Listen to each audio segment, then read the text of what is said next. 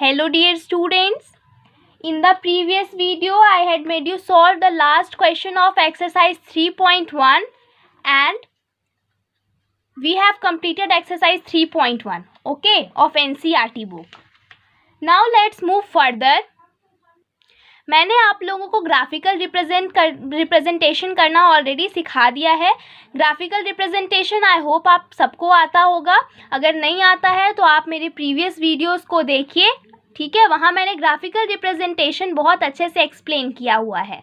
Okay, यहाँ भी मैं ग्राफिकल रिप्रेजेंटेशन एक्सप्लेन करूँगी. ओके, तो ग्राफ जब हम लोग ड्रॉ कर रहे थे तो लीनियर इक्वेशंस का ग्राफ जो होता है वो लीनियर ही बनता है, ठीक है. लीनियर इक्वेशंस का ग्राफ हमारा लीनियर बनता है. तो किस किस तरीके का ग्राफ हम लोग जो है देखे हैं पॉइंट्स को प्लॉट करने के बाद, चलिए एक बार उसको हम लोग लुक आफ्टर कर लेते हैं. ओके, तो हम लोगों ने देखा कि कोई भी पेयर ऑफ लीनियर इक्वेशंस का जब हम लोग ग्राफिकल रिप्रेजेंटेशन करते हैं तो इस तरीके का ग्राफ हम लोगों को मिलता है, ठीक है.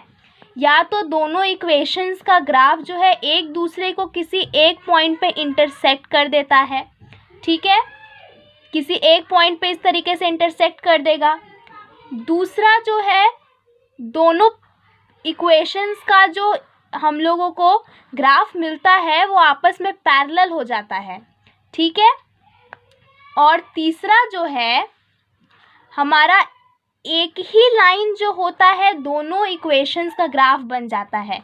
मीन्स यही लाइन हमारा पहला इक्वेशन का भी ग्राफ बना और यही लाइन हमारा दूसरा इक्वेशन का भी ग्राफ बना, ठीक है. तो इस तरीके का ग्राफ हमारा बनता है. लीनियर इक्वेशंस का ग्राफ इस तरीके से बनता है. तो चाहे तो वो इंटरसेक्ट करेगा, चाहे तो दोनों लाइंस पैरेलल होगा, ठीक है, चाहे तो कोइंसाइड करेगा, ठीक है. तो जब हमारा दोनों ग्राफ इंटरसेक्ट करता है एक पॉइंट पे, मतलब कि इस ग्राफ के लिए मीन्स इस इक्वेशन के लिए और इस दोनों इक्वेशन के लिए हमारा एक कॉमन पॉइंट मिल रहा है, ठीक है. हम लोगों को एक कॉमन पॉइंट मिल रहा है. दैट मीन्स हम लोगों को सॉल्यूशन मिल रहा है, ठीक है. इस ग्राफ में जो है हमारा दोनों लाइन एक दूसरे के पैरेलल है, ठीक है. मीन्स कोई भी ऐसा पॉइंट नहीं है जहाँ पे दोनों जो है एक सॉल्यूशन शो कर रहे हो, एक पॉइंट पे हो, ठीक है. मीन्स कोई भी ऐसा पॉइंट नहीं है जो दोनों के ग्राफ में कॉमन हो, ठीक है. तो यहाँ पे हमारा कोई सॉल्यूशन नहीं मिल रहा है, ठीक है. लेकिन इस ग्राफ में आप देखिए कि हमारा दोनों इक्वेशंस का ग्राफ हमारा कोइंसाइड कर जा रहा है. Means each and every point जो होगा वो कॉमन पॉइंट होगा दोनों इक्वेशंस का, ठीक है. तो इस केस में हम लोग कहेंगे कि यूनिक सॉल्यूशन हम लोगों को मिल रहा है. इस केस में हम लोग क्या बोलेंगे कि हम लोगों को यूनिक सॉल्यूशन मिल रहा है. ओके, इस केस में हम लोग क्या बोलेंगे कि इसमें कोई सॉल्यूशन नहीं मिल रहा है, क्योंकि कोई भी ऐसा पॉइंट नहीं है जो दोनों इक्वेशंस के ग्राफ में हमारा कॉमन आए. ओके, और तीसरा में हमारा दोनों लाइंस कोइंसाइड कर रहा है, तो हमारा इसका इन्फिनाइटली मेनी सॉल्यूशन होगा. अब जब ईच एंड एवरी पॉइंट ही हमारा दोनों इक्वेशंस का कॉमन आ रहा है तो इसका इन्फिनाइटली मेनी सॉल्यूशंस पॉसिबल है, राइट. तो अगर किसी भी पेयर ऑफ लीनियर इक्वेशंस का हम लोगों को सॉल्यूशन मिल जाता है तो वो हमारा कंसिस्टेंट कहलाता है. क्या कहलाता है? कंसिस्टेंट. ओके, तो वो हमारा पेयर ऑफ इक्वेशन क्या कहलाएगा? कंसिस्टेंट पेयर ऑफ इक्वेशंस कहलाएगा, ठीक है. मीन्स वो इक्वेशंस जिसका हम लोगों को सॉल्यूशंस मिल जा रहा है, दैट मीन्स वो कैसा केस होगा, चाहे तो इंटरसेक्ट करेगा आपस में ग्राफ उसका, तो भी हमारा एक यूनिक पॉइंट मिल रहा है, एक कॉमन पॉइंट मिल रहा है, तो यहाँ एक सॉल्यूशन पॉसिबल होगा, ठीक है. तो ये हमारा कंसिस्टेंट पेयर ऑफ इक्वेशंस का ग्राफ है, ठीक है. इस इक्वेशन में जो है तो ये भी हमारा कंसिस्टेंट पेयर ऑफ इक्वेशंस का ग्राफ है और ये भी हमारा कंसिस्टेंट पेयर ऑफ इक्वेशन का ग्राफ है, ठीक है. क्योंकि यहाँ भी हमारा सॉल्यूशन पॉसिबल है, एक हो या अनेक हो, ठीक है. सॉल्यूशन पॉसिबल है, दैट मीन्स वो कंसिस्टेंट पेयर ऑफ इक्वेशंस है. ओके, और अगर कोई पेयर ऑफ लीनियर इक्वेशंस का हमारे पास कोई सॉल्यूशन नहीं मिलता है, दैट मीन्स कोई सॉल्यूशन पॉसिबल नहीं होता है, तो वो हमारा इनकंसिस्टेंट, क्या बोलते हैं, इनकंसिस्टेंट पेयर ऑफ इक्वेशंस कहलाता है या लीनियर इक्वेशंस कहलाता है। ठीक है, inconsistent pair of linear equations भी कह सकते हैं या इक्वेशंस भी कह सकते हैं। तो कंसिस्टेंट पेयर ऑफ इक्वेशन का जो होता है हमारा सॉल्यूशन होता है, सॉल्यूशन पॉसिबल होता है। ठीक है, और इनकंसिस्टेंट पेयर ऑफ इक्वेशन का क्या मतलब है कि उस पेयर ऑफ इक्वेशन का जो है हमारा कोई भी सॉल्यूशन पॉसिबल नहीं है। ओके, कोई सॉल्यूशन पॉसिबल नहीं है। तो कोई सॉल्यूशन हमारा कब पॉसिबल नहीं होगा, जब दोनों पेयर मीन्स दोनों इक्वेशंस का ग्राफ जो होगा आपस में पैरेलल होगा, कोई कॉमन पॉइंट नहीं मिलेगा दोनों इक्वेशंस के बीच में। तो ये जो है हमारा नो सॉल्यूशन होगा इस ग्राफ में, क्योंकि कोई भी कॉमन पॉइंट नहीं मिल रहा है। ये इन्फिनाइटली मेनी सॉल्यूशंस होगा। ठीक है, इन्फिनाइट सॉल्यूशंस पॉसिबल है, infinitely many solutions. Okay, infinitely many solutions possible है। और इसमें जो है एक पॉइंट हमको मिल रहा है, that means unique solution possible है, यूनिक सॉल्यूशन पॉसिबल है, राइट। पर वैसा कंसिस्टेंट पेयर ऑफ इक्वेशन जिसमें हमारा ग्राफ उसका कोइंसाइड कर रहा है, तो वो हमारा डिपेंडेंट पेयर ऑफ इक्वेशंस भी कहलाता है। क्या कहलाता है, डिपेंडेंट पेयर ऑफ इक्वेशंस। ठीक है, उसको कंसिस्टेंट पेयर ऑफ इक्वेशंस भी कह सकते हैं, इसमें कोई डाउट नहीं है। क्लियर। तो चलिए हम लोग एग्जाम्पल नंबर 4 देखते हैं एनसीईआरटी बुक का। क्या है क्वेश्चन, आप लोग भी अपने बुक्स में देख सकते हैं। Check graphically whether the pair of equations x + 3y = 6, equation first है, and 2x - 3y = 12 is consistent. Means graphically हमको चेक करना है कि ये पेयर ऑफ इक्वेशंस जो है वो कंसिस्टेंट है या नहीं है। अगर कंसिस्टेंट है तो हम लोगों को उसको ग्राफिकली सॉल्व करना है। ठीक है, तो हम लोग क्या करेंगे, जो गिवन पेयर ऑफ इक्वेशन है मीन्स दोनों इक्वेशन का ग्राफ हम लोग ड्रॉ कर लेंगे। ठीक है, अगर वो दोनों ग्राफ जो मीन्स दोनों इक्वेशंस का ग्राफ अगर इंटरसेक्ट करता है तो भी हमारा सॉल्यूशन उसका कंसिस्टेंट होगा, और अगर हमारा दोनों इक्वेशंस का ग्राफ हमारा कोइंसाइड करता है तो भी हमारा कंसिस्टेंट होगा सॉल्यूशन। ओके, तो उसके लिए हम लोगों को ग्राफ पेपर पे इस तरीके से प्लॉट करना होगा पॉइंट्स, और ग्राफ पेपर पे ग्राफ खींचना होगा। ठीक है, तो हम लोग सबसे पहले एक हॉरिजॉन्टल लाइन खींच देते हैं जो कि एक्स एक्सिस होगा। ठीक है, हमारा right hand side positive x axis होता है और left hand side negative x axis होता है। तो नेगेटिव एक्स एक्सिस को एक्स डैश से रिप्रेजेंट करते हैं और पॉजिटिव एक्स एक्सिस को एक्स से रिप्रेजेंट करते हैं। ओके, अब एक वर्टिकल लाइन हम लोग ड्रॉ कर लेते हैं। तो ये वर्टिकल लाइन जो है हमारा वाई एक्सिस है। अपर वाला जो होता है हमारा पॉजिटिव वाई एक्सिस होता है और नीचे वाला जो होता है वो नेगेटिव वाई एक्सिस होता है। तो पॉजिटिव वाई एक्सिस को वाई से डिनोट करते हैं और नेगेटिव वाई एक्सिस को हम लोग वाई डैश से डिनोट करते हैं। और बीच में जो हमारा इंटरसेक्टिंग पॉइंट्स होता है एक्स एक्सिस और वाई एक्सिस का, वो हमारा ओरिजिन कहलाता है, जो जहाँ पे एक्स एक्सिस का वैल्यू भी 0 है और वाई एक्सिस का भी वैल्यू 0 है। ओके, तो सबसे पहले हम लोग एक्स एक्सिस और वाई एक्सिस ड्रॉ करेंगे। तो यहाँ पे लिख भी लेंगे, क्या लिखेंगे, draw X dash O X and Y O Y dash as X axis and Y axis respectively. मतलब एक्स डैश ओ एक्स को जो है हम लोग एक्स एक्सिस मान रहे हैं और वाई ओ वाई डैश को जो है हम लोग वाई एक्सिस मान रहे हैं। ठीक है, अब दोनों पेयर ऑफ इक्वेशंस जो दिया हुआ है उसके लिए हम लोगों को एक्स वाई का पॉइंट्स फाइंड आउट करना पड़ेगा, तब जा कर के हम लोग उसका ग्राफ प्लॉट कर पाएंगे। ओके, तो यहाँ लिखेंगे ग्राफ ऑफ इक्वेशन 1। हमारा क्वेश्चन में ही जो है हमारा इक्वेशन 1, 2 माना हुआ है, तो यहाँ लिखने में कोई हर्ज नहीं है, that graph of equation 1। Okay, तो इक्वेशन 1 हमारा क्या है, x plus 3y is equal to 6 है। ये हमारा पहला इक्वेशन है। ठीक है, तो अब इसके लिए जो है वो हम लोग पॉइंट्स फाइंड आउट करेंगे। तो हम लोग किसी भी एक वेरिएबल का वैल्यू पुट करेंगे और दूसरे वेरिएबल का वैल्यू हम लोगों को मिलते जाएगा। तो सबसे पहले पॉइंट्स फाइंड आउट करने का एक आसान सा तरीका, सबसे पहले आप x का वैल्यू 0 पुट करके देख लीजिए, y का वैल्यू आपको कुछ मिलेगा।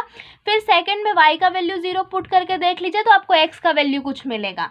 तो इस तरीके से अगर आपको मिल जाता है तो वो बहुत आसानी से आपको पॉइंट्स मिल जाएगा। ठीक है, विदाउट एनी डिफिकल्टी। ओके, तो यहाँ पे लिखेंगे that putting the value of x and y, x और y का वैल्यू हम लोग पुट करते जाएंगे। ठीक है, इक्वेशन 1 का, ताकि हम लोग ग्राफ प्लॉट कर पाए। ठीक है, putting the values of x and y in equation 1 as follows, means equation 1 का x और y का वैल्यू यहाँ पे हम लोग बॉक्स बना करके इस तरीके से रिप्रेजेंट करेंगे। किस तरीके से, देखिए ये x है, ये y है। ठीक है, हम लोग इस तरीके से जो है वो बॉक्स बना देंगे। मिनिमम हम लोगों को 2 पॉइंट्स चाहिए होता है। मिनिमम एक ग्राफ ड्रॉ करने के लिए किसी भी इक्वेशन का 2 minimum points are required. Okay, तो चलिए हम लोग अब इक्वेशन 1 में x का वैल्यू 0 पुट करके देखते हैं। तो हमारा x plus 3y is equal to 6 है। क्या है equation, x plus 3y is equal to 6। तो x plus 3y is equal to 6 है। तो अगर हम लोग x के जगह पे 0 पुट करते हैं तो क्या होगा, 0 plus 3y is equal to 6।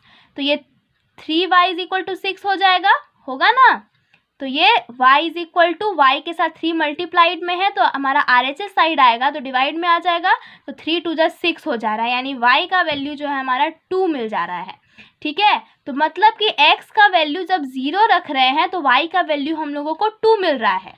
तो यहाँ हम लोग लिखेंगे कि जब x का वैल्यू हम लोग 0 लिख रहे हैं तो y का वैल्यू हम लोग को 2 मिल रहा है।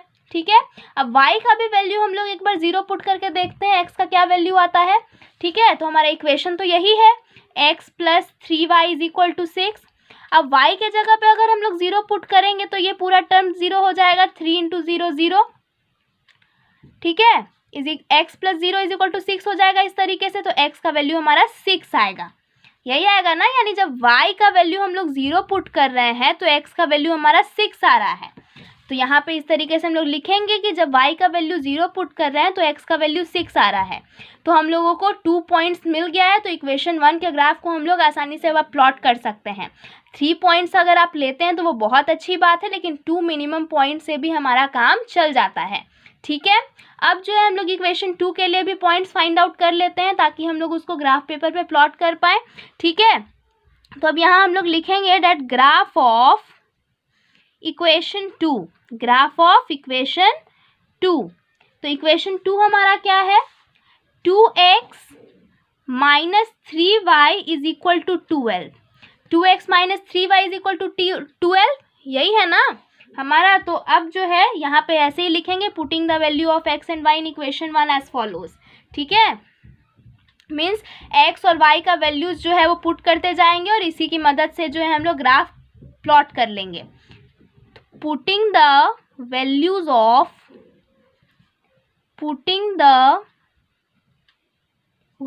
of x and y in equation 2 as follows। ठीक है, तो हम लोग यहाँ भी जो है पॉइंट्स ये कर देते हैं, x और y। यहाँ भी हम लोगों को मिनिमम 2 पॉइंट्स चाहिए और यहाँ भी हम लोग सेम तरीका अपनाएंगे। पहले एक बार x का वैल्यू 0 पुट करके देख लेंगे, y का वैल्यू 0 पुट करके एक एक करके देख लेंगे तो 2 हमारा पॉइंट्स मिल जाएगा। अगर आपको पॉइंट जो है वो ग्राफ पेपर पे हम लोग प्लॉट करने लायक अगर पॉइंट मिल जाएगा, आसान पॉइंट मिल जाएगा तो हम लोग प्लॉट कर देंगे, अदरवाइज अदर पॉइंट्स हम लोग ढूंढते हैं। तो चलिए हम लोग x का वैल्यू 0 पुट करके देखते हैं कि y का वैल्यू क्या आता है। तो हमारा इक्वेशन क्या है, 2x minus 3y is equal to 12। तो 2x minus 3y is equal to 12 है। अगर हम लोग x का वैल्यू 0 पुट करते हैं तो y का वैल्यू क्या आएगा, अगर x का वैल्यू 0 पुट करते हैं तो ये पूरा टर्म 0 हो जाएगा, 2 into 0 is equal to 0, minus 3y is equal to 12, यही होगा। अब 0 माइनस 3y, तो minus 3y is equal to 12। अब माइनस 3y के साथ इस साइड मल्टीप्लाइड में है तो RHS साइड जाएगा तो डिवाइड में हो जाएगा, यानी 12 बाई माइनस 3, तो 3 4 ज़ा 12, यानी y का वैल्यू हमारा कितना आया, माइनस नीचे से ऊपर चला जाएगा -4। यानी जब हम लोग x का वैल्यू 0 पुट कर रहे हैं तो y का वैल्यू हम लोगों को -4 मिल रहा है। यानी जब x का वैल्यू हम लोग 0 पुट करें तो y का वैल्यू -4 मिल रहा है। इस तरीके से हम लोग लिख देंगे। अब क्या करते हैं, हम लोग y के वैल्यू को 0 करके देखते हैं कि x का वैल्यू क्या आता है। तो इक्वेशन तो हमारा यही है, 2x minus 3y is equal to 12।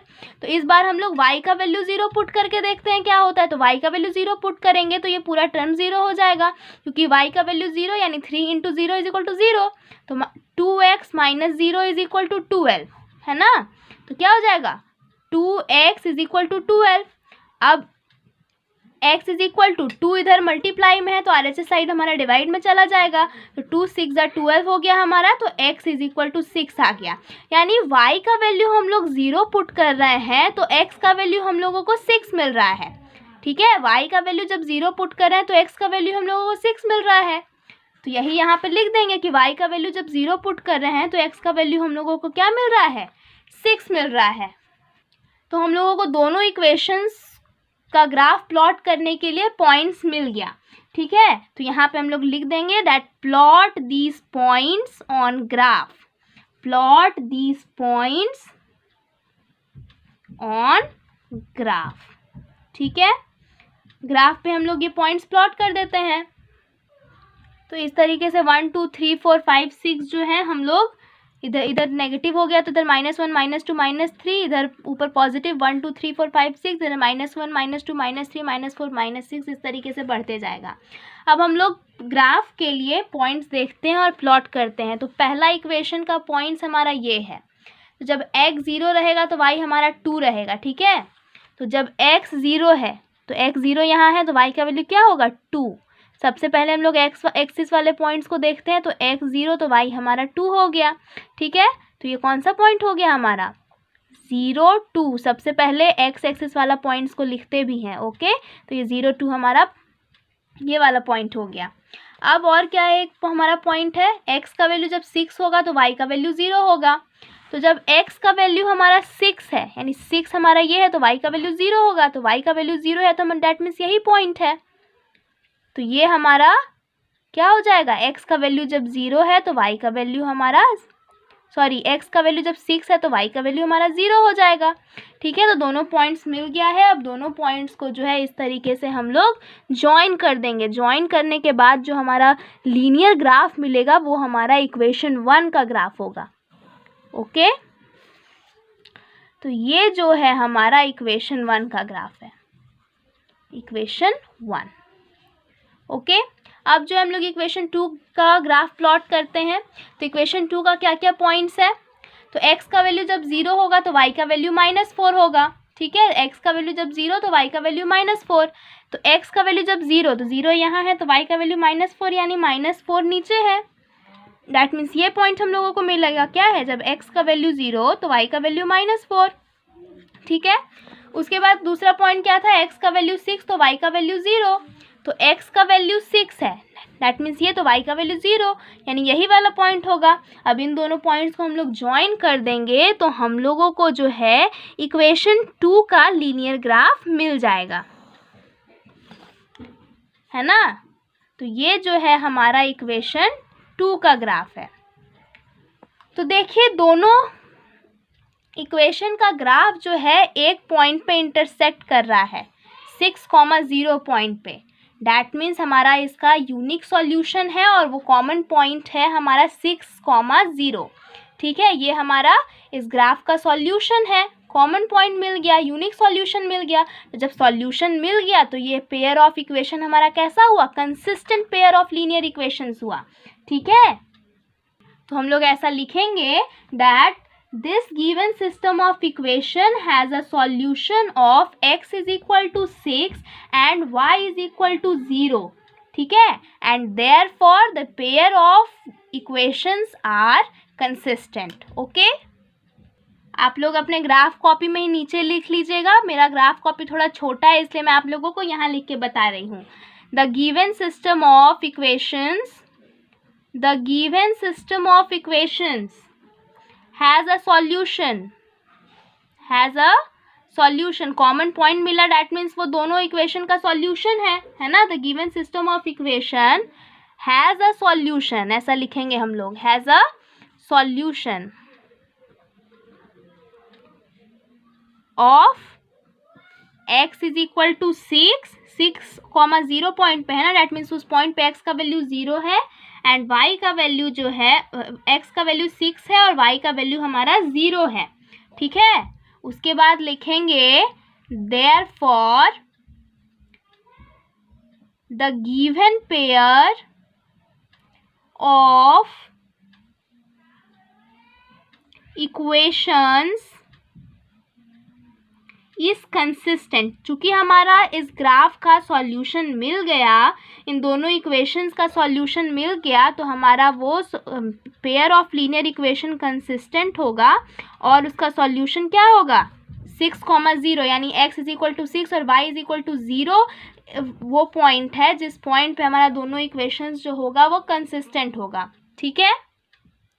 तो इस तरीके से लगातार आपको लिखना है। यहाँ के बाद आपको ये वाला लाइन लिखना है अपने कॉपी में, ठीक है। तो आई होप आपको ये वीडियो अच्छे से समझ में आया होगा। ये क्वेश्चन एग्जाम्पल नंबर 4 आपको अच्छे से क्लियर हो गया होगा। किस तरीके से ग्राफ ड्रॉ करते हैं, किस तरीके से पॉइंट्स चूज़ करते हैं, किस तरीके से ग्राफिकल रिप्रेजेंटेशन करते हैं।